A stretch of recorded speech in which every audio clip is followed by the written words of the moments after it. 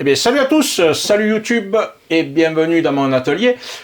Aujourd'hui, un nouveau sujet. Alors, ça fait des années que j'ai envie d'avoir une petite caravane, mais une petite caravane pour faire du tout chemin, voire du petit 4x4 avec.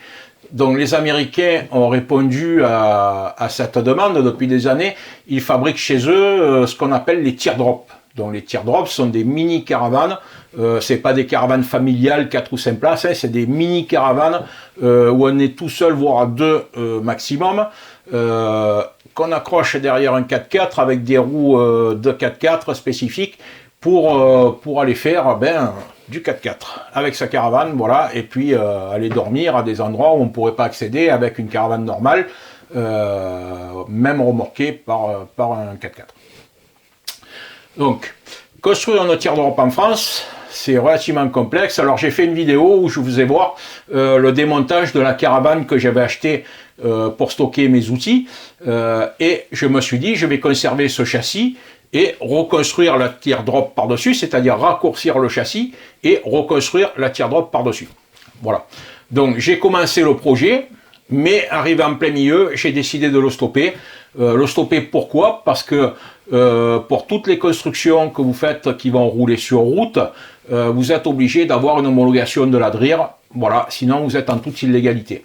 Alors, si l'ADRIR ne vous emmerde pas parce que, ou les gendarmes, l'ADRIR vous la verrez jamais sur la route, mais principalement vous verrez les gendarmes, si vous emmerde pas quand vous avez construit votre petite remorque bagagère ou porte-tout pour aller jeter vos encombrants à la déchetterie, on voit souvent des remorques dans un état pitoyable qui roulent et pourtant elles passent devant les flics, personne ne dit rien, voilà, parce qu'ils savent que c'est une utilisation à courte distance la plupart du temps et occasionnelle, voilà, donc ils tolèrent.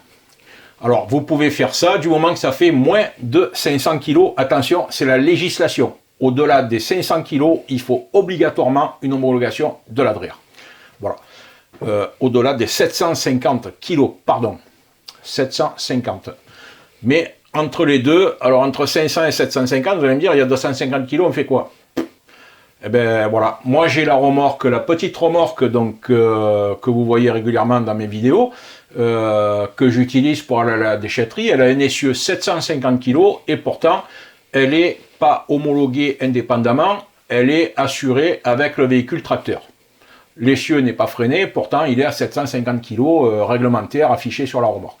Voilà, alors la législation elle est un petit peu bâtarde à ce niveau-là, donc moi j'ai décidé de faire autrement, pour des raisons d'abord de place, tout simplement parce que si vous suivez ma chaîne, vous avez vu que j'ai une remorque plateau porte-tout, j'ai une remorque plus petite qui me sert à aller à la déchetterie, j'ai construit récemment une petite remorque bagagère pour transporter mon vélo électrique, et si je devais rajouter encore une teardrop dans mon jardin, ça ferait quand même 4 attelages, on va dire, et ça prendrait beaucoup de place. Donc moi j'ai choisi une autre solution.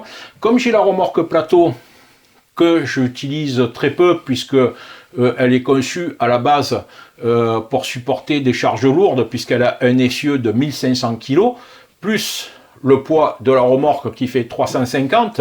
Donc dans la législation, vous savez qu'un essieu 1500 kg, il faut déduire le poids vide de la remorque. Donc si la remorque fait 350, il vous reste 1150 kg de charge utile. Ça, c'est la réglementation.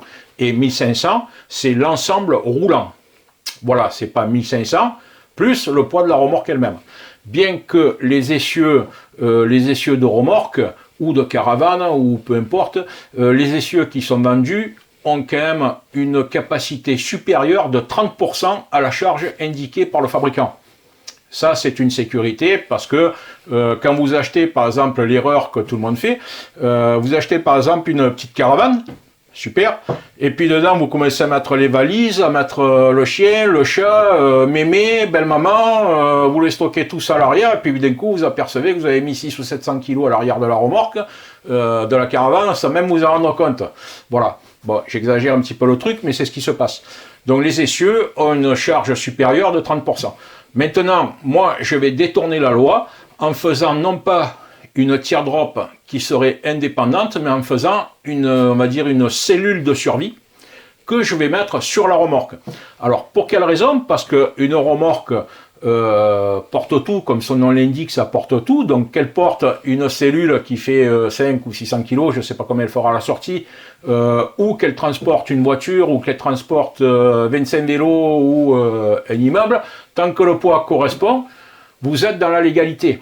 Donc, de ce fait, la cellule sera sur ma remorque en permanence, ce qui va me permettre d'avoir un gain de place, parce que vous avez vu que j'en ai de partout. Au moment où j'ai besoin de la remorque, il me suffira d'enlever la cellule et d'utiliser la remorque. Voilà. Donc, à partir de là, ça va me permettre à la fois d'être en règle avec la législation, bien que j'avoue, comme beaucoup de gens, je la transgresse régulièrement, la législation, voilà. Et en plus d'avoir un gain de place dans tout ce que je fais. Voilà, parce que là, je suis à saturation. Voilà. Donc, cette vidéo démarre maintenant. On va voir un petit peu, donc j'ai déjà avancé. J'ai posé les ouvrants ce week-end, donc on va voir le début de la construction jusqu'à la fin. Voilà. Allez, on est parti pour voir ça. Donc voilà. Après, bien sûr, reste à implanter les fenêtres et la porte d'entrée. Mais la structure est faite. Alors avec le contre-jour, c'est l'enfer. Donc ici, ça sera la partie qu'on pourrait considérer comme cuisine, avec la porte qui viendra là. Je fais le tour. Voilà. Là, la partie couchage.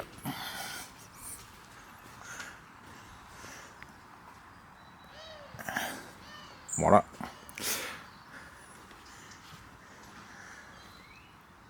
Alors quand je dis structure principale, pourquoi je dis structure principale? Parce qu'il y a des parties qui vont être faites en 30-30, pour la simple et bonne raison que c'est dû à l'épaisseur des isolants.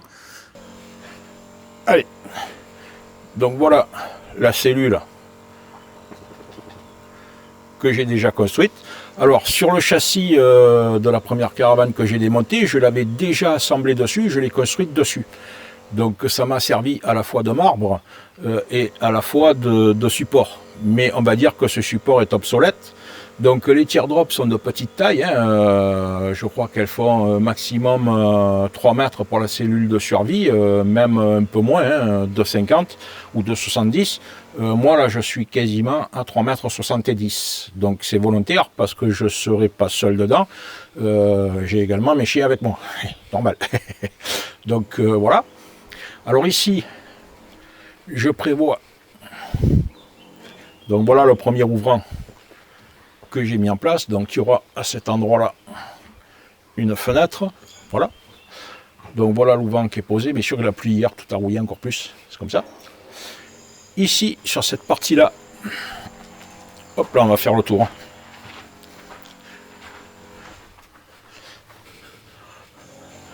Donc sur cette partie-là, qui sera l'arrière bien évidemment, j'ai ici la partie cuisine. Voilà. Donc cette partie cuisine qui sera située dans cet espace. Hein. Voilà. Alors c'est une teardrop, hein. Je ne vais pas faire de la cuisine pour 25 personnes, donc j'ai pas besoin d'un très grand espace. Hein. Voilà. Et ici, cette partie-là. Hop. Voilà. Donc cette partie-là, donc ce rectangle, qui va représenter les sanitaires. Ah, c'est rigolo, mais moi à mon âge, j'ai pas envie d'aller faire caca dans la forêt. Donc voilà, je prévois un espace sanitaire. Voilà. Et sur l'avant, lorsqu'elle sera donc, vous voyez, je l'ai mise donc sur roulette. Et comme ça, je peux la faire rouler et la déplacer facilement. Voilà. Je peux la déplacer facilement et la faire rouler. Donc au moment où je la pose, où je la monte sur le plateau. Donc vous voyez ici, on a encore les anciennes fixations qui étaient faites sur le châssis de la caravane. Donc que je laisse en place parce qu'elles ne me gêneront pas. Hein, voilà. Ici, je suis sur une épaisseur de tube en 30-30, donc avec un panneau devant, un panneau derrière et une isolation thermique. Voilà, plus les fenêtres à placer encore. Et elle va monter donc sur cette remorque. Voilà, elle rentre parfaitement en place sur le plateau puisque cette remorque fait 3,50 m par 1,80 m. Voilà. Et dessus, j'ai un essieu 1500 kg et des pneus qui sont renforcés. Donc c'est pas des pneus 4x4, mais ils sont renforcés. Je peux éventuellement, si je le souhaite, mettre des pneus 4x4. Donc sur la partie avant, qu'est-ce que je vais faire? Je vais rajouter un caisson ici, dans lequel je vais mettre un groupe électrogène.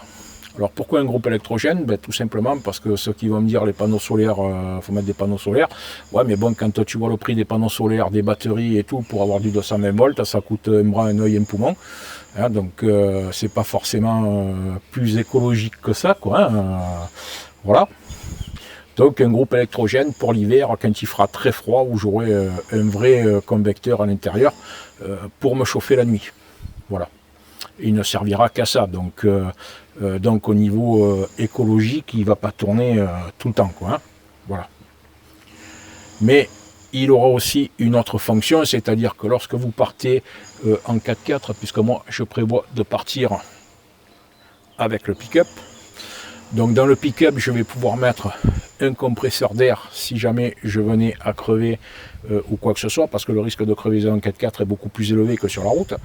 Donc je vais pouvoir mettre un compresseur, je vais pouvoir mettre tout ce que j'ai envie de mettre dans le pick-up. C'est le but de la manœuvre. C'est pour ça que j'ai pas fait une cellule adaptée au pick-up, tout simplement parce qu'à ce moment-là j'aurais manqué de place. Voilà, donc je vais pouvoir remplir mon pick-up et avoir tout le matériel nécessaire en cas de problème, si jamais ça arrivait, parce que lorsque vous partez seul, mieux vaut être équipé que pas assez, quoi.